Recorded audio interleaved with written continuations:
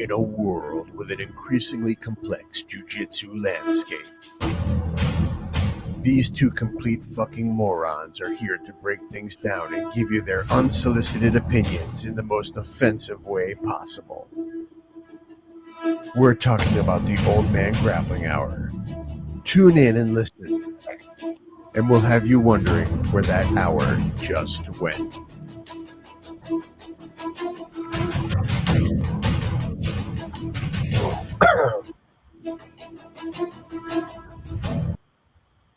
That's pretty funny. Yeah. So, but we're not here to talk about funny stuff today. True. But we can make anything funny. Well, we can. Whether or not we can. That much we know. So I wrote something on Facebook today, and you disputed it a little bit, and I wanted to go over this with you because you're much smarter than me on this, which I concede already. But I wanted to go over some very specific things and try to figure out what the dealio is. Did you like my I'm going to be blunt? Pun intended. Yes. I got to find this information that was sent to me now. A few of your friends, we're going to get together and write a whole Sonny Parlin smokes weed joke book, by the way. That's one of our projects. There'll be stories and parables, and you'll teach life lessons about weed. I'm looking right now and I can't find it. How did the guy send it to me? I thought it was Instant Messenger.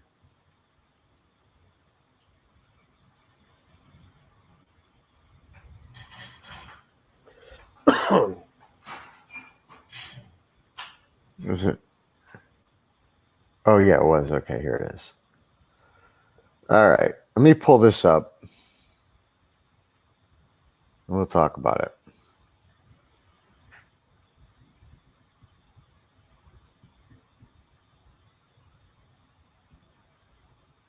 All right. Can you see this? Yeah, I can see it. Hang on.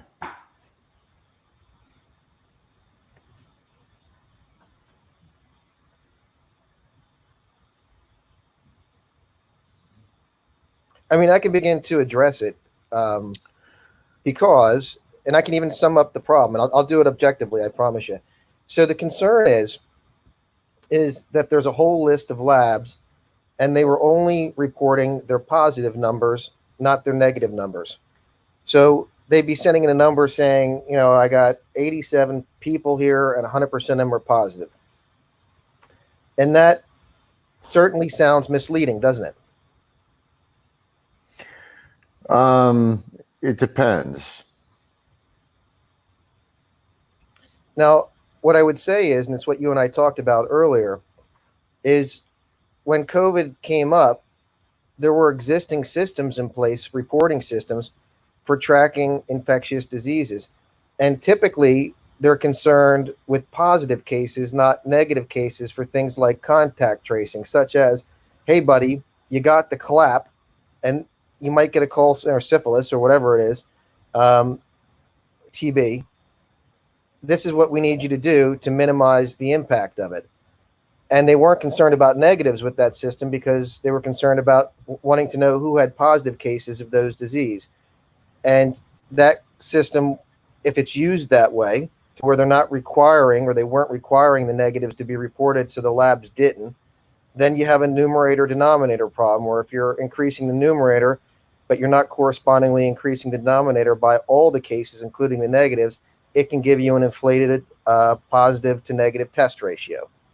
Would you agree that's the core of the problem? I mean, if I can keep up with you, then yeah.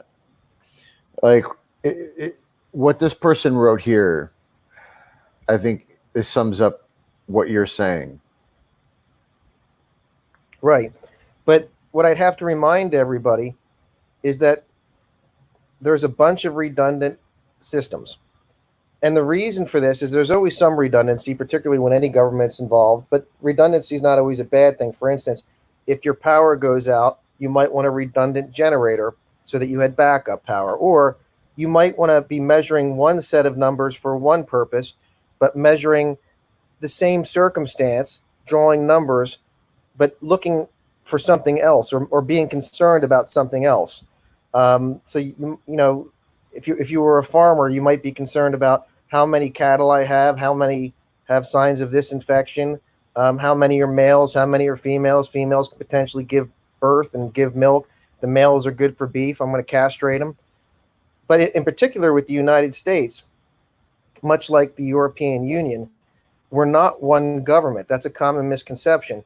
There's a federal government, there's multiple federal agencies, there's 50 states, and then you have to multiply the 50 states by all the municipalities because each are their own local government. And the beauty of our political system and our legal system and our philosophical system is we like liberties and we like competition and we like competing methods. So the states often are at liberty to have discretion with some things, and then within the states, some states allow their municipal or local governments to have discretion with some things. And Florida is a good example of that. Our Florida governor is taking the position that I'm going to let the local municipalities decide a lot of these issues, and there's a certain validity to that. On the other hand, from a medical information system perspective, this is a bit of a logistical nightmare. So in order for the federal government to get consistent numbers, they can't just take the reports of the states and the municipalities. They have to take them because they need to know what's happening now so they can look ahead. But then they also, to understand what really happened, then have to go through this very laborious process of reconciling, recoding, and making all the data consistent because all the municipalities, or many of the municipalities, do it their own way. Does that make sense? Yeah. So here's a troubling part of the article right here. Okay. So the Florida Department of Health confirmed Tuesday that although private and public laboratories are required to report positive and negative results to the state immediately, some have not. Specifically, they have said that some smaller private labs were not reporting negative test result data to the state. So it sounds like what you're talking about, in some instances, they're not required to, but it sounds like maybe in this instance, they were required to, but did not. And here's the thing. Let's scroll back up to that quote for a second, if you wouldn't mind. Oh, yeah, sure. Now, this is the reporting agency is what? Is this the Daily Wire? Yeah. Is that Ben Shapiro's outfit? I think he's somehow affiliated with it. Yeah, Shapiro is a good debater, and he usually makes a point to be factual, even though he makes some points or he uses those facts in a way that other people may find abrasive or don't like. But even in that case, giving Shapiro some credit for integrity, even if people don't like his points, I would really not like to hear what the Daily Wire reported, the Florida Department of Health confirmed. I'd like to actually read what the Florida Department of Health actually said, their actual quote. I'll give you an example of why. A very, very dear friend of mine posted on another friend of mine's social media feed, the American Association of Pediatrics said that children don't transmit the virus efficiently. And this was absolutely not what the American Association of Pediatrics actually said. However, I have no doubt he was not making that up. He had read it on some reporting agency's website, which was an interpretive approach to what the American Association of Pediatrics actually said, which was, we think that the local experts should have the discretion on whether or not local conditions allow for the schools to be reopened safely. And further, we would also acknowledge that many homes, the children rely on the public school lunch program and the supervision and the positive social contact, and the homes aren't equipped to give that during school hours to the children. But they never said that children weren't an infection vector and weren't able to effectively infect other children. The children then go infect the parents and the grandparents. So if you remember when you were a kid, you probably played a game, and it may have a different name where you grew up. Sometimes it's called the Whisper Down the Lane game, or the telephone game. Yeah. And that is what's happening with the media, whether it's the conservative media, the progressive media. So at a certain point, we have to go back and look, what did the expert actually say and what was the context in which it was meant? And there's just not a lot of that going on, and it causes all kinds of noise in the line. Yeah, I'm trying to look for the source on that. I know he says it comes from the Department of Florida, the Florida Department of Health. What I suspect, and I don't know, but this is speculative. What I suspect the Florida Department of Health said is, in certain systems and applications, labs are not required to report negative results, only positive, because we're concerned with infectious disease contact tracing. But in this application, we are concerned about that, and we will make sure that the labs are reporting the negative numbers too, because we need that. So I suspect that's what they actually said. But I will also say this, and you're a fighter, or at least a grappler, and you know how couch taters will sit on the couch and they'll look at the UFC and say, I would have done this, I would have done that. And they have no idea what they're talking about. So, and hindsight's a merciless bitch. This infection and epidemic rolled out at the beginning of the year, and it had to get addressed quickly. So a lot of existing systems were repurposed. And I forget what Governor DeSantis said today, but the number of tests that Florida is doing daily is really, really high. So you got to figure, when we're looking at, there was a lab, and they discovered back in May, was it May? It was reported May 22nd, and it was discovered a little bit prior to that the lab was not storing the samples in proper conditions, and 60,000 tests were therefore ruined because of that lab's improper storage protocol, and they were fired. Yeah, that shit's going to happen. That shit's definitely going to happen when you're rolling out quick and the storm's coming and you're trying to get shit together. On the other hand, to your earlier point, are the numbers perfect? No. Are we going to know to the penny how many people were infected? No. But we're not looking for that. We're looking for two things. In the aggregate, the numbers to be useful so that we can react, and react specifically to things like, are our hospital situations and our ICU capabilities good, or do we need to fortify, or are we at a holy shit point? And we're also looking for the second purpose, is so that people like you that get tested have a reasonable chance of having a good test, a productive, useful test, and to have a productive, useful confirmatory test. Although I must caveat that last statement, I was blown away today because the White House, their HHS representative, made the statement, if you have a negative test, you don't need to get a confirmatory test. I don't know if they're worried about test supplies. I don't know what the reason is they said that, but I can only tell you, having worked in healthcare for 20 years, and I'm not a medical doctor, by the way, I'm a different kind of doctor, but having worked in the medical field for 20 years and having a PhD in data science and 2 master's degrees in statistics subdisciplines, we always want you to get a confirmatory test for important things. So if you think wife is pregnant, piss on the stick again, just to make sure. If you get a cancer test that's positive, get the cancer test again. If you get an HIV test that's possible, get a confirmatory test. Preferably one with a different mechanism of action than the first test. But regardless, get a confirmatory test. So I'm a little surprised by that statement by the HHS. And anybody that teaches Bayes rule or conditional probability would be surprised by that statement by HHS. But the numbers are good enough to be useful. The epidemic is not a hoax. On the other hand, let's address the other elephant in the room. I don't know about you, Sonny, but I've been pretty much on lockdown now for 5 months. I have not been out there going to open mats and jiu-jitsu classes for 5 months. I've not been exercising a lot for 5 months. I've been working an insane amount of hours with 2 emergency COVID-19 government contracts and my 3 other regular government contracts, plus one that's an associated contract, and doing my university professor things. And I'm tired and I'm sad and I'm watching death numbers and I feel helpless and everybody feels helpless.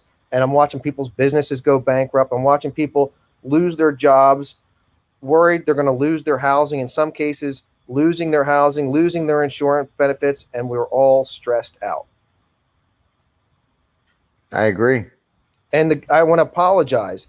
Anytime somebody says to me, academia hasn't done a good enough job and the government hasn't done a good enough job informing the public, just like the media, for my own 2 informing estates, academia and government, I immediately acknowledge, yes, we can do better. We need to do better, and I apologize.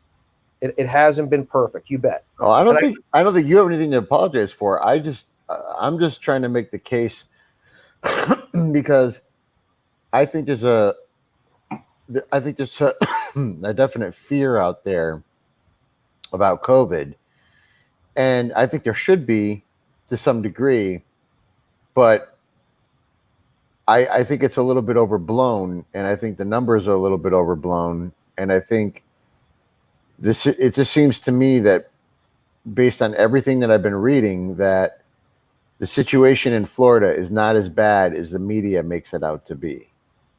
well, can we talk about some good news, but then also address a counterpoint too? And maybe we'll even do the negative counterpoint first, get it out of the way, and then we really should highlight the good news because there is good news. The negative counterpoint is we have a certain amount of momentum. And technically, it's what we call positive momentum, but positive doesn't mean good in this case.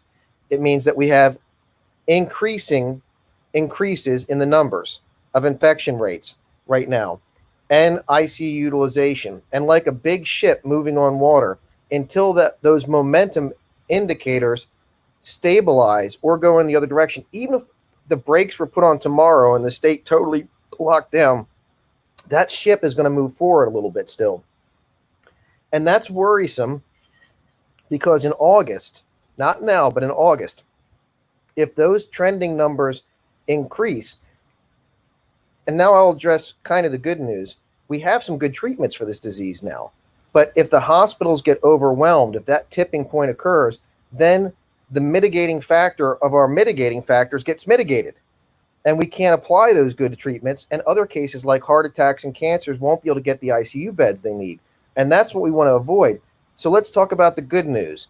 If we manage to avoid the hospital tipping point happening, we have some really, really good treatments for this disease now. I mean, we've got the remdesivir, we've got the dexamethasone, and the dexamethasone on its own, if you have a severe case, the second your oxygen levels go low, even though your lungs appear to be working, if they give you that, well, 30% of the fatalities of the patients on ventilators get mitigated. And 20% of the fatalities of patients on oxygen support get mitigated. And a lot of the long-term side effects may get mitigated. On top of that, we have remdesivir, which has achieved similar numbers with a different mechanism of action. And we don't even know how good those two might be combined yet. And then now we know for almost every severe case patient that dies from COVID-19 ends up having blood clots in every organ. And we saw those cases of that small percentage of children that had something that appeared like Kawasaki's, where there was strange blood clotting effects. But we now know that if those patients get a plasma transfusion, it lowers, because initially they tried platelet reduction medications and it didn't work. But if they get a plasma transfusion, it lowers the viscosity of their blood, and that blood clotting effect may get mitigated. This is phenomenal news. What about aspirin? There is some literature on aspirin as part of the treatment protocol, but I would need to re-review it because I think the plasma transfusion approach may be taking precedence as it's more effective. It's not as cheap, it's not as easy, but it's more effective. But we have a lot of good news. So, I mean, our case mortality rate should continue to decline, and almost as importantly, if not as importantly, those negative outcomes where you survived, but you had heart damage, lung damage, had a stroke, had other bizarre neurological or vascular morbidities to live with for who knows how long, we're mitigating those now. And Israel just came out with a monoclonal antibody approach, which looks very, very promising, which they'll hopefully give to us as well. And we have vaccines coming at a rapid clip. So that's the good news. And if people would just stop going to the propaganda sites and actually go to the CDC or listen to the actual experts who have been wrong as we've developed information, but it's like jiu-jitsu. First, your triangle sucks. You keep practicing, it gets better. We really do have some good news, and it's real news. On the other hand, the increasing case numbers are also real news. So we need to have both. An eye to the good news so we don't panic, but an eye to the things we should be careful about, which is just we want to make sure that we get through August with our hospital capacity intact. Well, I guess we'll see what happens. Right now, ask me what's going to happen in August. Go ahead and ask me. What's going to happen in August? I don't fucking You have know. no idea. I don't know. And I've got a PhD in data science and 2 masters in statistics subdisciplines, and I teach prediction science courses at university. Like we don't. And I've worked at hedge funds, and I've worked in operating rooms and hospitals, and I've got government contracts because that's my area of expertise. And I don't know what's going to happen in August, and neither do my statistician colleagues to the left of me or my epidemiologist colleagues to the right of me. We're all just watching the numbers like the rest of you. Well, Hope, but also taking action. that's why I tell people to sell pork bellies and buy gold. I like bacon. I don't have much use for gold except my cell phone, but I like bacon. Well, I think you've answered my question, although I don't know how satisfactorily if that's a At least word. it was honest. I don't know. I mean, have we come to a common ground on whether or not we agree that the Florida numbers have been inflated, or do you feel that the numbers are correct? Well, again, and I have to be lawyerly about this, not with bad intentions, but I have to be specific. The numbers that we have are good enough to be useful in the aggregate, and they're good enough for common testing purposes if you get the test confirmed. I'm saying something now that's in contradiction to the HHS, so look at what they say and make your own opinion. Because if it was me, I'd want to get a negative test repeated twice and a positive test repeated twice. That's just me. That is in contradiction to what the HHS just put out, so I don't mean to contradict the HHS maliciously, but I'm just a probability guy. What do I know? Alrighty then. Should we talk about masks or anything else? What else should we talk about? Masks? Yeah. I got no problem with masks. That's because you're making money, honey. Yeah, I made a whole $7 so far. Well, every $7 counts. But yeah, I mean, if it's going to help the spread, I don't know, there's a bunch of mask babies on Facebook, bitching about their freedom. It's just the natural. It's like you tell somebody that they can't do something, they're going to just act like they don't want to do it. I probably didn't adequately articulate, even though I said it. I probably didn't have the gravity that I feel. The economy also matters. And by the economy, I mean the human beings right now that are very, very worried and may have financial distress, may not have their health care anymore, may be worried they're going to lose their housing. All this stuff matters. It really does. So somebody tell a joke. I don't have any right now. But this was a good conversation. I appreciate you. I appreciate you. Always. Yep. And I'm sure I'll have something more. I'm sure I'll have more questions in the next days ahead. So if you want, Sonny, I can tell you, because here's the thing. You don't have to take my word for anything.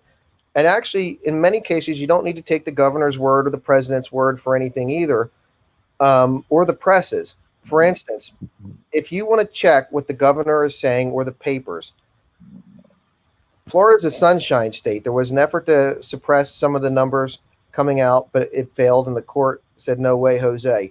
So you can literally go, and because there's not that many of them, every municipality in Florida, because they report their numbers, put it in a spreadsheet, and then you'll have a reasonable approximation of what's going on in the state.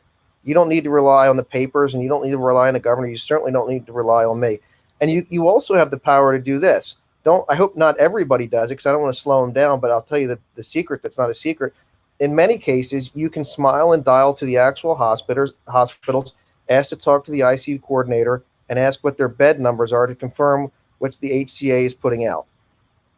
All this stuff's easy to fact check, even for a layperson. You don't need to be employed by the media or the government or academia to do it. You can keep the honest people honest. it's good to know. Yep. All right. Well, I'm going to get some food in me. All right. Enjoy your supper, man. Have a great night. Thank you, sir. Ciao.